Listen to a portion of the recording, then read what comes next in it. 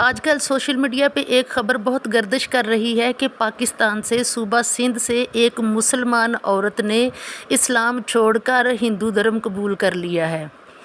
पहले ये उसकी डिटेल वीडियो देखें जो इंडिया में बनाई गई है, फिर इस पर बात करते हैं कि असल में हकीकत क्या है। अच्छा, आपने नमाज पढ़ी कभी? हाँ, रमज़ान में पढ़ी थी। रमजान में पढ़ी थी, वैसे ना पढ़ी जैसे नॉर्मल दिनों में पढ़ते नमाज? नॉर्मल नहीं पढ़ते रमज़ान में। ठीक है, सूरह फातिहा सूरत सुना देंगे क्या आप?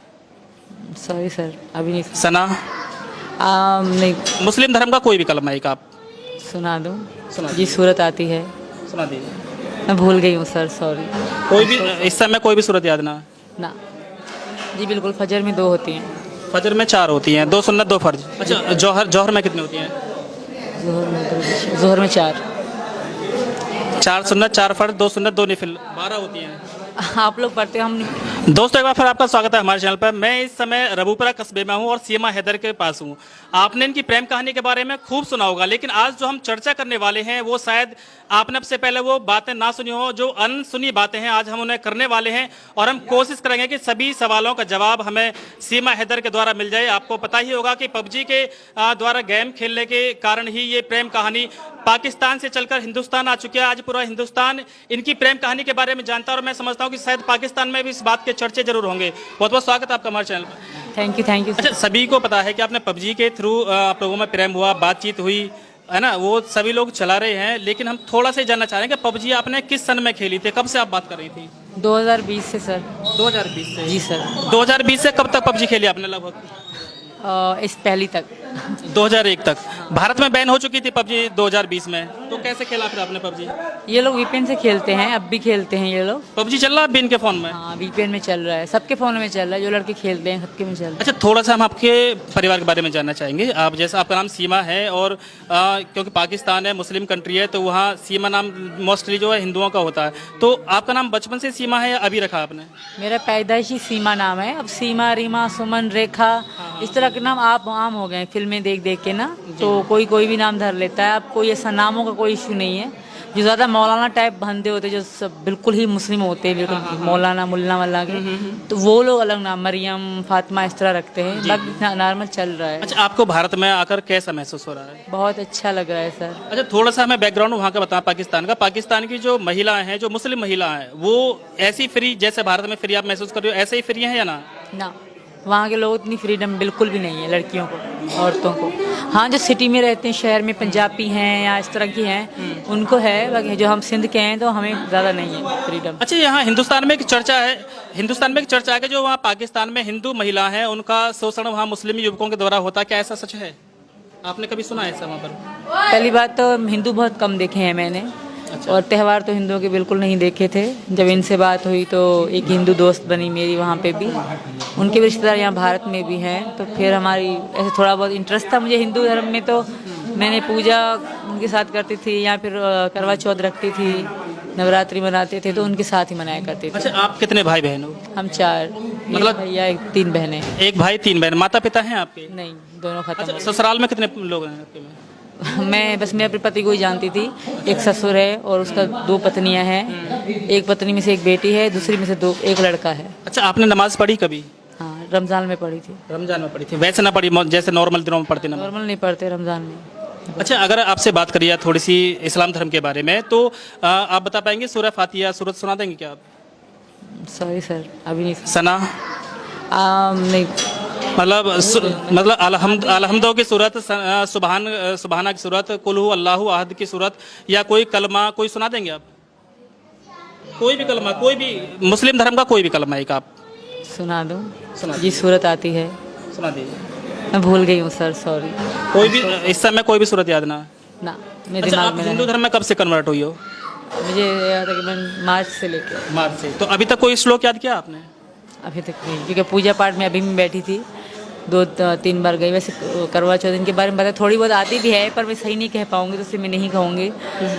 सीख जाऊँगी, जब मुकम्मल सीख गई तो नेट पे वीडियो ज़रूर डालूँगी। अच्छा, आपने जैसे नमाज पढ़ी है, तो किसी एक नमाज के बारे में बता देंगे कितनी रकत होती है किसी नमाज में?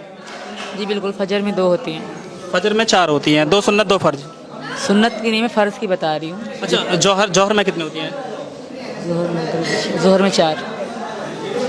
4 सुन्नत 4 फ़र्ज 2 सुन्नत 2 नफिल 12 होती हैं। आप लोग पढ़ते हो, हम नमाज़ें 5 जानते हैं थे। अच्छा 5 नमाज होती हैं 7 होती हैं? 5 होती हैं, फजर, ये मगरिब, फजर के बाद कौन सी आती है? फजर के बाद और सुबह फजर से पहले कौन सी होती है? इसका पता नहीं। इसका नहीं पता। अच्छा बस आपसे लास्ट सवाल मैं ये और करना चाहूँगा कि जिस तरह से आप भारत में आई हैं तो भारत में रहकर जो हिंदू धर्म जैसा आपने अपनाया तो कैसा महसूस कर रही हैं आप? और अभी जल्दी में ही ये अभी सूचना मिली है कि आपको जान से मारने की पाकिस्तान से धमकी मिल रही है, तो उसके बारे में आपका क्या ख्याल है? सच है, बिल्कुल सच है। ये बहुत धमकियाँ मिल रही हैं, सिर्फ मुझे नहीं, वहाँ के हिंदुओं को भी कह रहे हैं कि हम बहुत नुकसान पहुँचाएंगे। धमकी यही दे रहे हैं हिंदुस्तान को कि सीमा को दो, यहाँ के हिंदुओं को, यहाँ पे जो वहाँ के हिंदू हैं मतलब उनको पाकिस्तानी नहीं माना जाता। यही कारण है कि पाकिस्तान नहीं माना जाता, तभी तो धमकी दे रहे हैं, वरना हिंदुस्तान को क्यों डराते कि हम हिंदुओं को तुम्हारे हिंदुओं को मारेंगे। मतलब वहाँ के हिंदू वहाँ के नहीं है, यहाँ के हैं, इस तरह माना जा रहा है। जाहिर सी बात है, यही माना जा रहा है ना। तो अच्छा थोड़ा सा बस ये और बताया, मैं कल यूपी के पूर्व डीजीपी का बयान आया था कि भाई जिस तरह से आप पाकिस्तान से नेपाल होकर भारत में एंट्री कर चुके हो, तो इस तरह से तो और भी लोग वहाँ पर यहाँ से एंट्री कर सकते, तो हमारे जो देश की सुरक्षा को खतरा भी हो सकता है। इस तरह से आपको कोई मशक्कत करनी पड़ी, कोई मेहनत करनी पड़ी थी आने के लिए? ना, मेहनत तो थोड़ी करनी पड़ी, क्योंकि ये मेरी सपोर्ट साथ थे, बगैर किसी के साथ के कोई भी नहीं आ सकता। अच्छा लास्ट आपसे ये और मालूम करना चाहूँगा कि जैसे मान लो बाय द वे अभी आपका मामला चल रहा है, आपको वकील की भी जरूरत पड़ेगी और कोर्ट ने बाय द वे कभी ये कह दिया कि भाई आपको पाकिस्तान ही जाना है, तो क्या आप जाएंगे या क्या करेंगे? नहीं जा सकती, बहुत बुरा होगा मेरे साथ, तो मैं यहीं मर मिट जाऊँगी। अभी तो आपको पता ही नहीं, आप देखेंगे न्यूज़ तो पता पड़ जाएगी कौन कौन कैसे गुंडे लोग धमकियाँ दे रहे हैं कि हम इसकी गर्दन काट देंगे, पाकिस्तान में, इंडिया में नहीं रहने देंगे।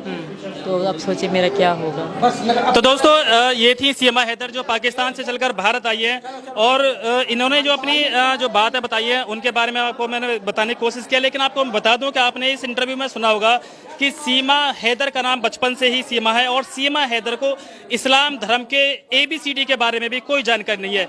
सीमा हैदर को इस्लाम धर्म का कोई कलमा याद नहीं है। सीमा हैदर को इस्लाम धर्म में 5 वक्त की नमाज होती है, उनके बारे में कोई जानकारी नहीं है। सीमा हैदर को किसी भी एक आयत, किसी भी एक सूरत के बारे में कोई जानकारी नहीं है। तो इससे अंदाजा लगाया जा सकता है कि ये इस्लाम धर्म में किस तरह से वहाँ पर अपना रही थी, किस तरह से इस्लाम धर्म को फॉलो कर रही थी, किस तरह से इनका परिवार वहाँ पर इस्लाम धर्म को फॉलो कर रहा होगा।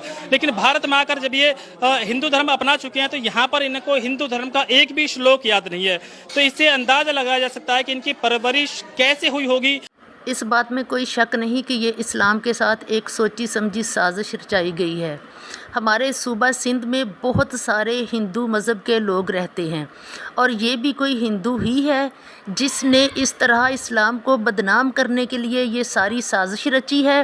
क्योंकि जब इन्होंने देखा कि हिंदू धर्म छोड़कर बहुत सारे लोग मुसलमान हो रहे हैं, इन्होंने इस्लाम को बदनाम करने के लिए एक प्रोपेगेंडा किया और उस तरीके से ये सिंध के इलाके में आप पाकिस्तानी सारे जानते हैं, इंडिया वाले भी जानते होंगे कि पाकिस्तान में सिंध के इलाके में बहुत ज़्यादा हिंदू लोग रहते हैं।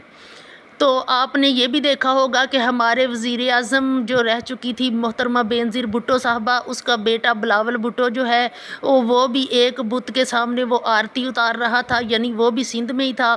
तो सिंध में ये ऐसा माहौल है, वहाँ पर काफ़ी हिंदू रहते हैं, काफ़ी तादाद में, कराची में और सिंध में।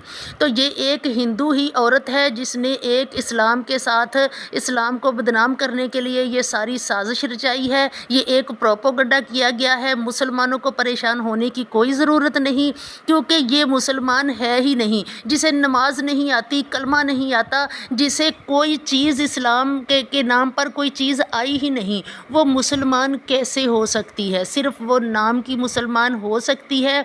अगर वो मुसलमान होती, उसने कुरान पढ़ा होता, उसने हदीस पढ़ी होती, अगर दीन इस्लाम के बारे में वो जानती होती तो वो दीन इस्लाम को कभी ना छोड़ती। हमारे दीन इस्लाम की तो ये खूबसूरती है कि बाकी मज़ाहब के जो पढ़े लिखे लोग हैं, जो बाकी मज़ाहब की किताबों को भी पढ़ते हैं, जानते हैं, और जब वो कुरान पाक को पढ़ते हैं तो वो दीन इस्लाम कबूल कर लेते हैं। और अगर कोई मान भी लिया जाए, अगर कोई मुसलमान जो है वो वहाँ से छोड़कर जो दूसरे मज़हब को कबूल करते हैं, वो जाहिल लोग अगर ऐसा कर भी लेते हैं तो हम उन्हें मुसलमान मानते ही नहीं। और पहली बात तो ये है कि ये औरत मुसलमान है ही नहीं, ना इसकी बोली से लग रहा है, बोल चाल से भी बिल्कुल ये मुसलमान नहीं लग रही, और ना ही ये मुसलमान है। ये सिंध के इलाके में बहुत सारे हिंदू लोग हैं, उनकी सोची समझी ये साजिश है जो इस्लाम के साथ रचाई गई है। अल्लाह रब्बुल इज़्ज़त हमारे दीन इस्लाम का और हमारा हामी व नासिर है।